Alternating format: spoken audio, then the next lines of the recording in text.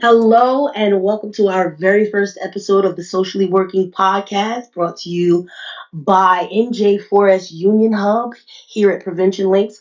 I am your host, Raushanah Williams, and today, as our guest, as our very first guest, we have our very own Nafisah Downs. She is the director of the NJ4S Union Hub, and we're just going to take a minute today to just introduce this program. We're going to talk to Nafisah, and we're going to learn a little bit more about her, about NJ4S, and really what it is we're trying to do here on the Socially Working Podcast. So, how are you today, Nafisah? How's everything?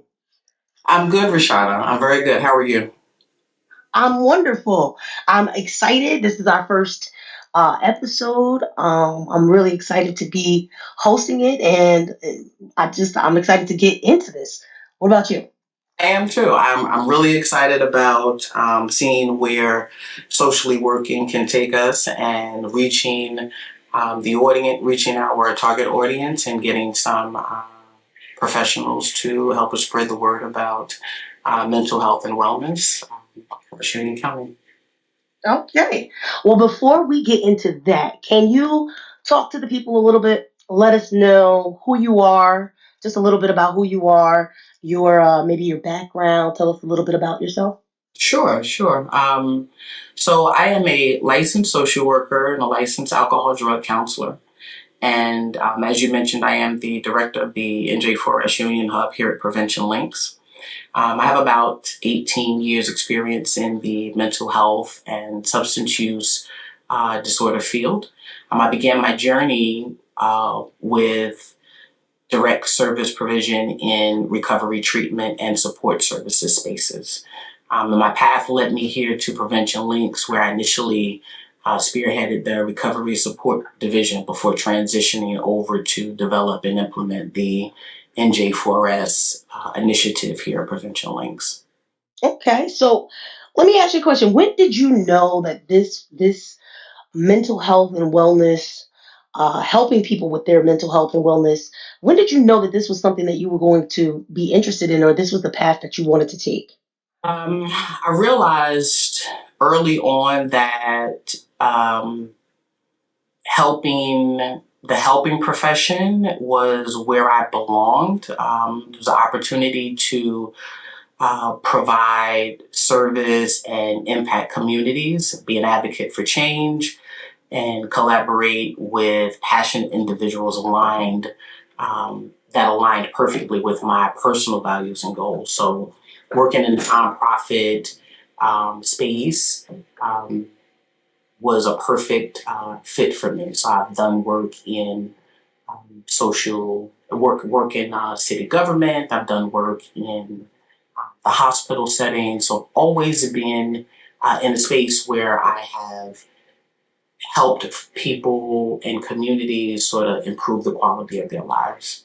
Yeah, I get that. I too. I just found myself wanting to help people and having that just be a part of my life. So just following that path, and it just made sense. So we were talking about being in the space of prevention and mental health, and that space. What interested you in bringing the podcast space into what we do here? Right. Okay. So what drew me to podcasting space is the potential to reach a broader audience with meaningful and impactful discussions. So podcast offers a unique platform to dive into topics surrounding prevention, mental health, substance use disorder, fostering awareness and understanding in a way that's accessible in many ways. So giving the community another platform to be able to access information. So we have social media platforms, we have YouTube, we have radio, we have television, we have books, we have different media outlets where information is accessible. So podcast is just another way to be able to reach the audience. So I thought that this would be a good space to broaden that reach. Absolutely. This is another form of media, actually a great form of media for people to, another way for them to get information quickly, have access to good information very quickly. So this is a wonderful way to do that. Now, what do you actually want, or what do you want people to take away from the podcast every episode? What kind of information are we really looking to give to the people? So, um, our thought is we hope to foster dialogue, challenge assumptions, and promote awareness around critical issues in prevention, mental health, and recovery. Our aim is to empower listeners with knowledge, resources, and maybe foster some inspiration to enact positive change in the lives and the communities that we serve. Um, we want to provide practical insights and resources to both individuals and professionals in the prevention and mental health field to help them be able to foster conversations, challenge stigma um, with those folks that they are working with to help them, again, improve the quality of lives. Yeah, I don't know about you, but I know, and I'm sure everyone in the field probably agrees that after the pandemic, the mental health and wellness of people became an important issue. Um, it just became this thing that was now no longer in the background, but more in the forefront. So, what do you think right now are some of the biggest challenges in the field of prevention, mental health, and wellness? So agreed. So post pandemic, the mental health awareness of mental health challenges has been at the forefront more so than ever. So it's always been there, but it has sort of taken a front seat and across the lifespan. So we're seeing more and more young folk demonstrate or exhibit challenges, regulating their emotions and being able to articulate what is going on emotionally with them. So, some of the biggest challenges in the field include stigma, limited resources, systemic barriers to access and care. And addressing these issues require ongoing advocacy, collaboration, and innovative solutions.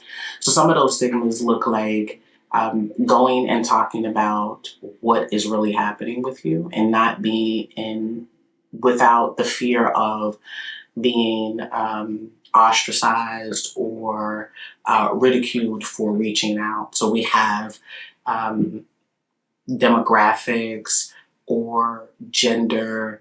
So one of the things that in my clinical practice is treating men of color and getting them to get in touch with their feelings and emotions, which is something that traditionally men don't do.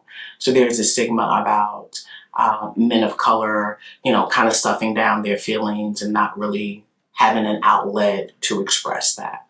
So that's one. And then limited resources is for adolescents that have challenges with substance use disorder, not having enough resources to respond to that challenge, whether that is um, treatment across the continuum or enough resources to provide continuous care post treatment. And the systemic barriers are, where we also, at Prevention Links here, we are attached to a school district and we have a recovery high school.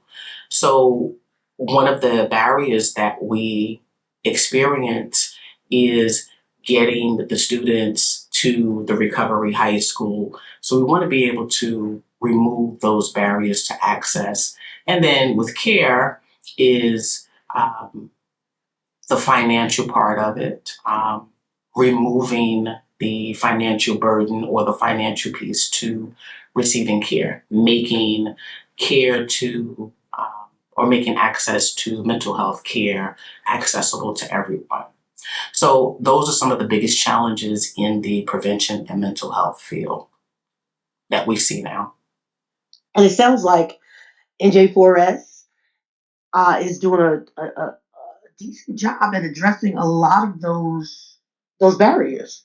Um, I think NJ4S is wonderful. Now we talked about the barriers to mental health with this podcast. Do you think that this podcast can possibly offer an alternative as well to social media in general, or the thing of the other types of media that our children and our youth are watching and are subject to?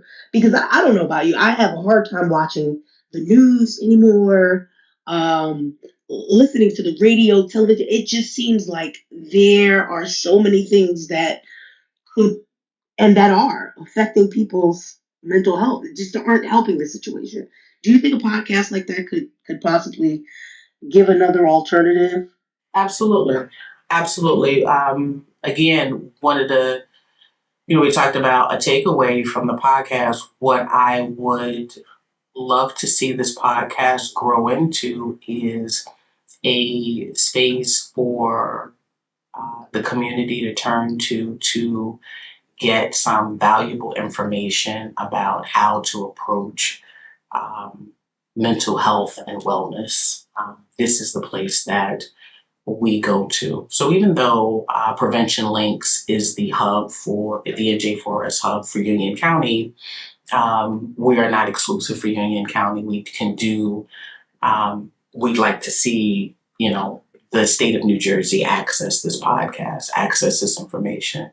So as a director of the Union Hub, I am in constant contact with the directors of the other 15 hubs across the state, which is something that is unique about NJ4S. We are doing this work simultaneously across the state of New Jersey. So it's not exclusive to Union County.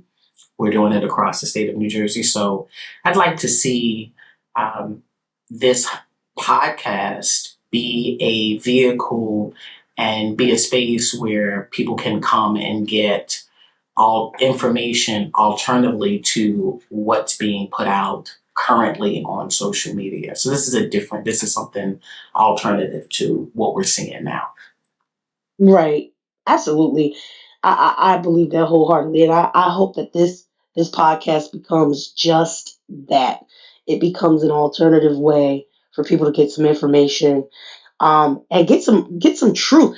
It's, you know what, speaking of truth, so to get real information, there are a lot, and you talked about stigma. You talked about stigma that men of color often have about receiving mental health treatment, and being open to that type of treatment. But there are just a lot. I think there are a lot of stigmas still around surrounding mental health in general. I think we've made a lot of movement in a positive direction towards people being more open to mental health treatment and understanding mental health wellness. But what are some of the myths that you find are common, especially, you working in the field? What are some of the common myths that you kind of run into when dealing with people? Oh, wow. Common myths. That's a good one. Let's see. Where do we start? I mean, there are so many. It's one of the myths I know in a lot of communities is that it is I know from me working, there are certain cultures where they don't get treatment. And I remember dealing with a client many years ago, and he told me, we were talking about building some sort of network for him when he got out. You know, who are you gonna rely on? Who can you go to? Do you have family, friends? And he was like, I'm not gonna have any family when I get out of here, because I got disowned as soon as I decided to come into treatment. Right. So to that, one of the common myths about mental health is that the process is linear, right? So there's this straight line, and in reality, it's often messy and non-linear, and it requires more support than people generally have. And to your point, that people who often experience challenges with mental health struggles or substance use struggles have exhausted the connections in their families, their biological families, that they don't have those familial supports.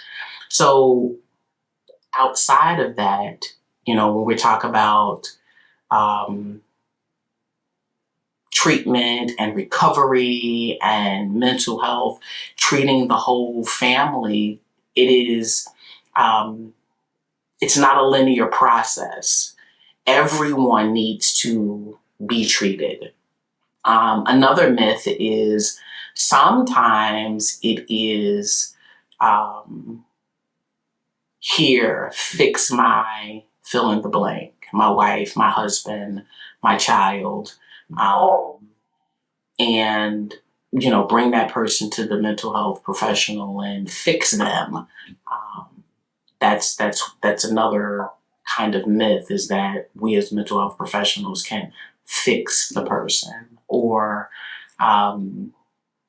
they are their illness, these labels, right? Like, the person, not looking at the person in that has a condition rather than they are that thing, right? Attaching them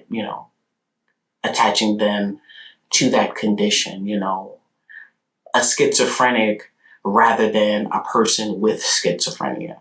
So those kinds of myths and thought processes, right? So it makes, for a really non-linear kind of process to recovery and treatment and understanding. So some of the other myths is, not in my backyard. Like, oh, that's not happening here. Adolescent substance use or misuse, that's not happening in our community. That's not happening with our children. Our children are too young to know and understand that topic. Those kinds of myths. You'd be surprised how young they're starting. Absolutely. Now, I don't know if so. I want to ask how you feel about. So maybe we use the word normalcy. Is there a way to bring a sense of normalcy to addressing these types of issues? Do you think that's a right way of kind of saying that? Even is there a way to bring a sense of normalcy to the community about mental health and wellness issues? Normalcy. So, and I'm probably going to say something a little controversial here, but I think normalcy is a subjective word, right? So, what is normalcy, right? So, what could be viewed as normal to somebody else might not be to across the board. We may have different perspectives about that, but I think what is more important that we kind of embrace and focus on is having the conversation and being open to having the conversation. True, honest, open conversation and dialogue about where we are. And I think that understanding that we are different, we will have differences, and that we don't have to agree on everything, right? And there are going to be spaces and areas where we disagree. And I think that while we are in a space where we want to be diverse and equitable and inclusive, we are free to disagree, which I think causes us, puts us in a space of angst a little bit, right? So I took on a tag, right? So it's, justice, equity, diversion, and inclusion. So it's Jedi. And I find that you can't be a Jedi if you only advocate one way. I like that. You can't be a Jedi. You have to advocate both always. So you have to advocate for people for all positions. So if you disagree, you have to disagree respectfully, right? So I like chocolate. You don't like chocolate. Okay, I respect the fact that you don't like chocolate. And you respect the fact that I like pistachio, mint, chocolate chip. We respect that. You understand? And we have a conversation about what that is. And I think that having the conversation and being open to having the conversation, respectfully, of course, and that will help us kind of move forward, right? The awareness and understanding where we are. I think that will help. I think that is a wonderful way of looking at that. The idea that we learn to, it just sounds so cliche, but to just get along. Everybody understand and take the time to understand everyone. And I think it's just important that we do that we understand where everyone is coming from, agree to disagree if that's what it takes, but just take the time to understand where everyone is coming from. So is there anything, is there any last advice that you want to give to anyone? Any last words that you'd like to share with the listeners out here before we come to the close of our interview? Well, I would just like to, as we move forward through developing this podcast, I'd just like to ask the audience to explore the NJ4S Union Hub podcast and join us in amplifying voices, sharing stories, building a more resilient community. And, together we can break down barriers and foster healing and hope for all. And I want to thank everyone for the opportunity to being able to share my journey and insights, and know that I am committed to continuing the vital work of promoting wellness and resiliency and recovery in our community. I truly appreciate you being here, but I can't let you go without playing one game that I plan on asking anybody who comes on this show, and it's the either or game. Okay. It's just a quick little game. So I'm gonna give you a couple things, and you're gonna choose one or the other. Okay. Either or. You ready? Yep. Spitfire. Here we go. Coffee or tea? Tea. An actual book or an audiobook? An actual book. Pancakes or waffles? Pancakes.